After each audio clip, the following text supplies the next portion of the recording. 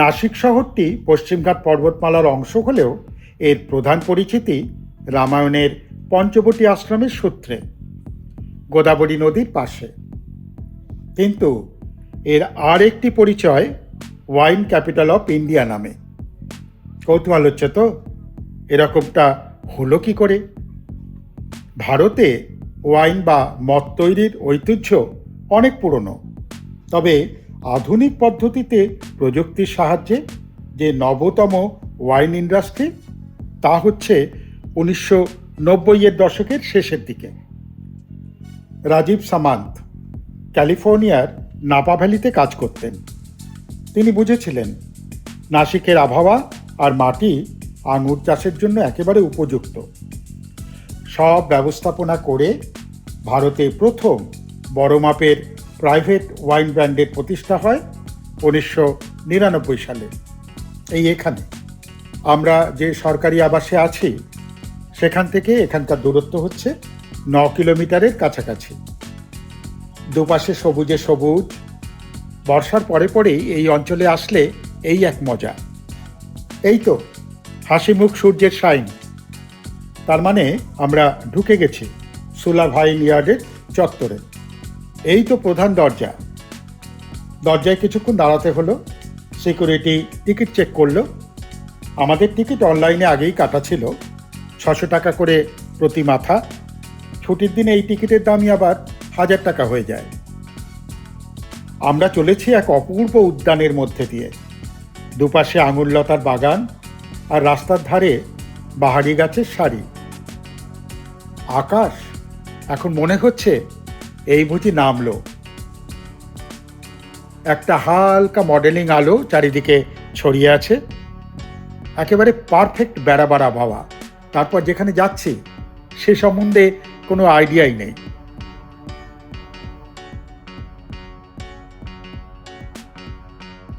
ডান দিকে ঘুরে সোজা গিয়ে সিকিউরিটিকে জিজ্ঞাসা করলাম পার্কিংটা কোথায়।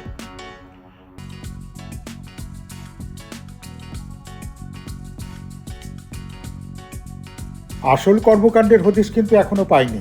মানে এন্টারটেনমেন্টের জায়গা এখনো চোখে পড়েনি। না পড়ুক, এই সুন্দর পথ দিয়ে আরেকটু যাই না। এসে গেলে তো এসেই গেল।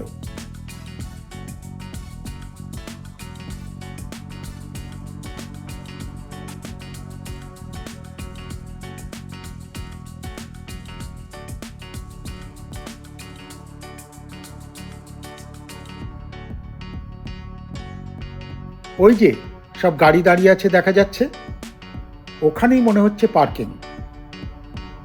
বাপ্পা, কত গাড়ি, মানে কত লোক এসেছে। খুব ভিড়ভাড়টা হবে মনে হচ্ছে। রিসেপশনে মোবাইল বুকিং দেখিয়ে কুপনের মতো টিকিট পেলাম।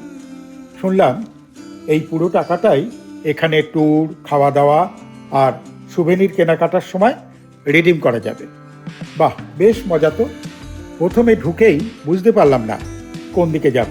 এগিয়ে গেলাম। পাশেই একটা বোর্ড, আই লাভ সুলা। দূর থেকে গান ভেসে আসছে। সে গান আপনাদের শোনানো যাবে না, কপিরাইটের গেরোয় পড়ে যাব। ছোট্ট বাগান থেকে চোখ তুলতেই দেখি মস্ত মস্ত ওয়াইন বোতলের রেপ্লিকা। দারুণ মজা লাগলো। আগে তাহলে ওখানেই যাই। চলে এসেছি সুলা ভাইনিয়ার্স।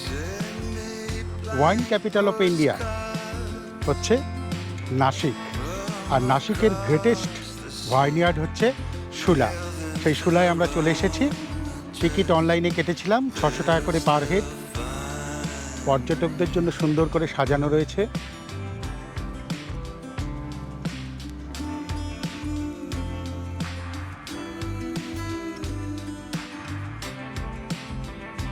আকাশে মেঘ থাকলে কি হবে, বেশ গরম লাগছে। আলো বেশ ফটফট করছে। এই সমস্ত ব্র্যান্ড সুলার নিজস্ব। নাসিকের এই পরিবেশে সাভিগানান ব্ল্যাক, সেনিন ব্ল্যাঙ্ক, সিরাজের মতো আঙুর ভালো হয়। এই বলে রাখি, উচ্চারণগুলো ভুলও হতে পারে।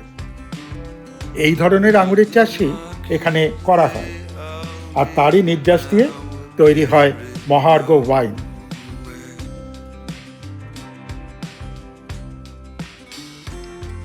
দূরে পাহাড়ের প্রেক্ষাপটে এ এক দারুণ উপস্থাপন। এই বোতল বিলাস সেরে আমরা এক্সপ্লোর করতে চললাম অন্য জায়গাগুলোতে কোথায় কি আছে। ভারতে এই প্রথম ওয়াইন ট্যুরিজমের ধারণা এখান থেকেই শুরু হয়। সুতরাং এই বিশাল 160 একর এলাকার কিছু অংশে যে এন্টারটেনমেন্টে ভরপুর থাকবে তা তো নিঃসন্দেহ। ডান দিকে বড় একটা রেস্তোরাঁকে রেখে আবার ডান দিকে ঘুরলেই অ্যাম্ফি থিয়েটার। এখানে কথা বলা খুব মুশকিল হয়ে যাচ্ছে, কোথাও সমানে মিউজিক চলছে আর ইউটিউবের যন্ত্রগণক শুনতে পেলেই স্ট্রাইক। এখানে অন্য মিউজিক দিলাম, কিন্তু যে রেস্তোরাঁটা পেরিয়ে এলাম এটা তার পেছন দিক, সবে মাত্র গোছগাছ চলছে, কিছু অংশ আবার বন্ধও দেখলাম।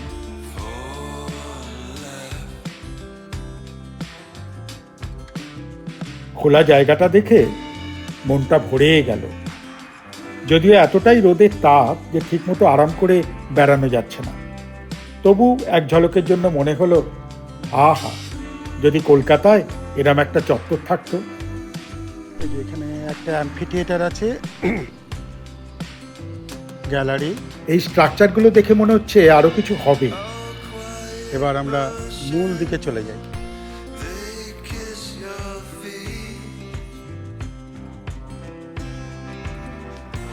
একই পথে আমরা আবার মূল রাস্তায় ফিরে এলাম।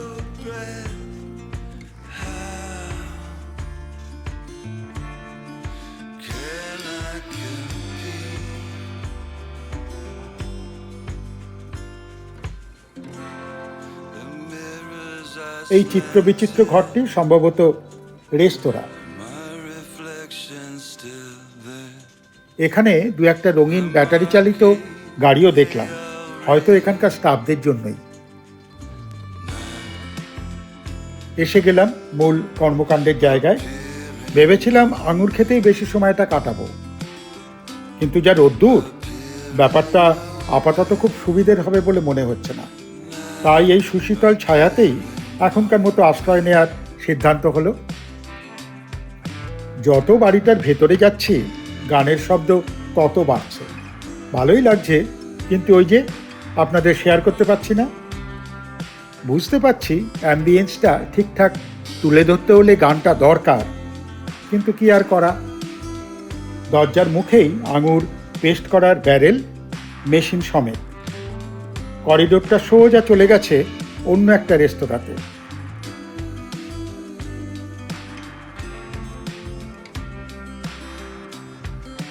চলুন এবার ভেতরে ঢোকা যাক।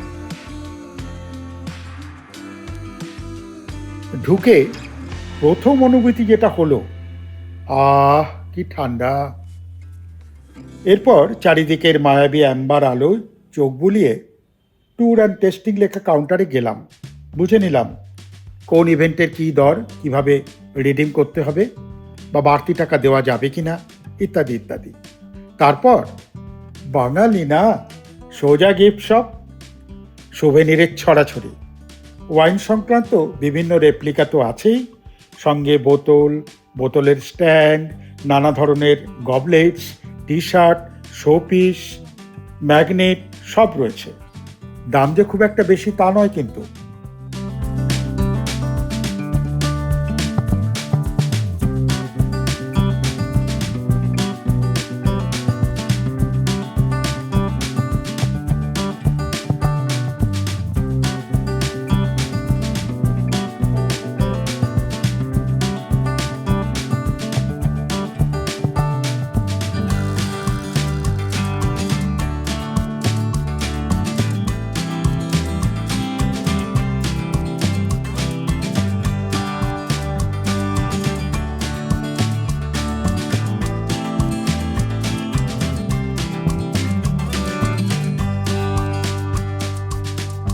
হ্যাঁ, কিনলাম, কিছুটা রিডিম করলাম আর কিছুটা টাকা দিলাম। এরপর এখানকার আসল কাউন্টার ওয়াইন শপে গেলাম। নরম সোনালি আলোয় সারি সারি বোতল, কোনোটি বা মহার্ঘ, আবার কিছু ডিসকাউন্টও চলছে।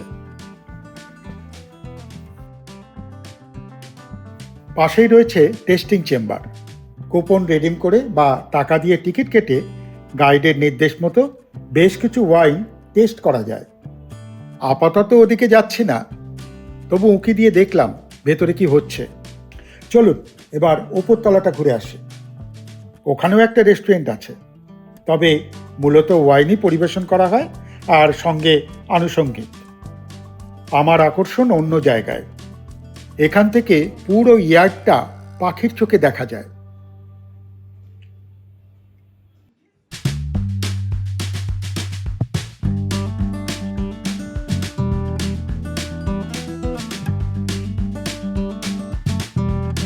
এদিকে স্টাফ কোয়ার্টার, কার্যালয় এইসব। দৌড়ে পাহাড়, নদী আর তারপরেই বিস্তীর্ণ আঙুর ক্ষেত। বসে একটু আড্ডা মারতে খুব ইচ্ছে করছিল, কিন্তু নেমে এলাম। গাইডেড ট্যুরের টিকিট কেটেছি 200 টাকা করে। সেটার নির্দিষ্ট সময়ও আছে। ঘড়ি বলছে চলো চলো, দেরি হয়ে যাবে।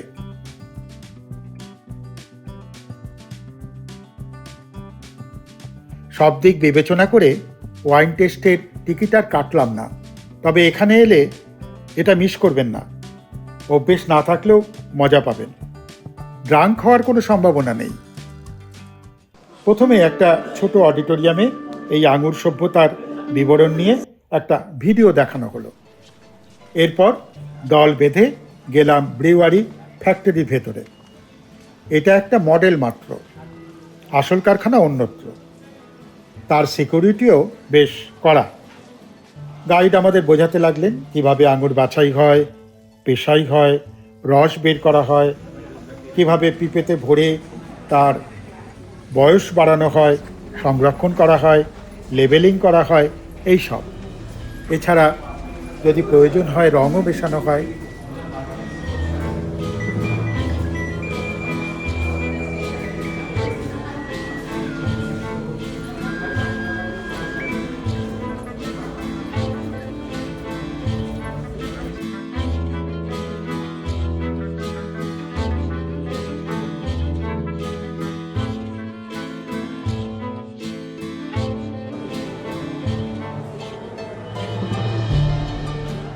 ট্যুর শেষে বেরিয়ে এলাম অন্য একটি দরজা দিয়ে গিফট শপের মধ্যে। একটা প্রসেসিং ট্যুরের মধ্যে দিয়ে আমরা আপাতত গেলাম।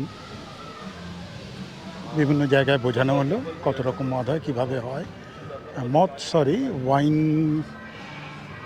ওয়াইন বলাই ভালো। ওয়াইন কিভাবে হয়, কোথা থেকে হয়, আর কত রকমের এখানে তৈরি হয়, কিভাবে ফ্লেভার দেওয়া হয়, কিভাবে আরও এজিং করানো হয় এবং বটলিং করানো হয়। আপাতত আমরা আবার একটু অন্য সাইডে এসেছি, দেখে আমরা চলে যাব। এটা হচ্ছে থাকবার জায়গা। এটা এখানকার গেস্ট হাউস, নাম হচ্ছে দ্য সোর্স। থাকবার জন্য বেশ মনোরম, সে বিষয়ে কোনো সন্দেহই নেই। আমার দুপাশে আঙুর ক্ষেত রয়েছে। এখন তো আঙুর হয় না, আঙুর হবে সেই শীতকালে। আর তখন এখান থেকে আঙুর প্লাক করা হবে, তারপরে প্রসেসের মধ্যে দিয়ে যাওয়া হবে।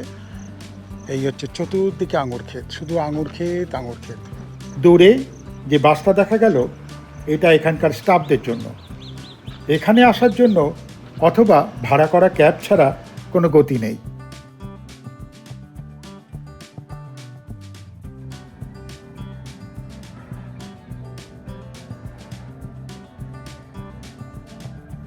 আকাশে মেঘ জমজমাট, বৃষ্টি আসবে আসবে করছে। এবার বেরিয়ে পড়াই মঙ্গল।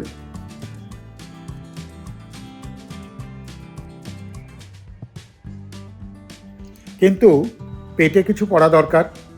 গেলাম রেস্তোরাঁ রাসাতে।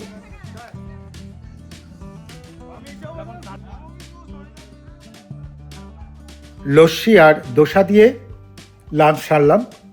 দাম একটু বেশির দিকে।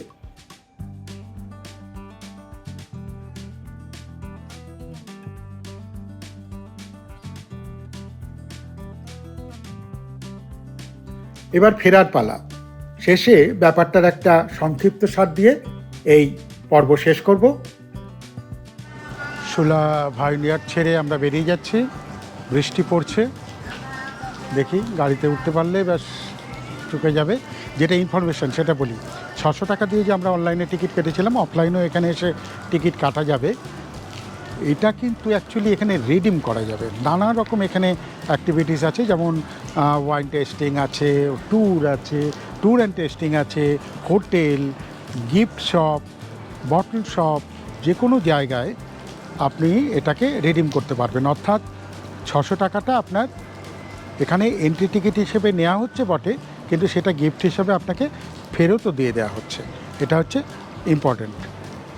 এই পর্বটি যদি আপনার ভালো লেগে থাকে, লাইক দেবেন, শেয়ার করবেন, আর সাবস্ক্রাইব করে না থাকলে করে নেবেন।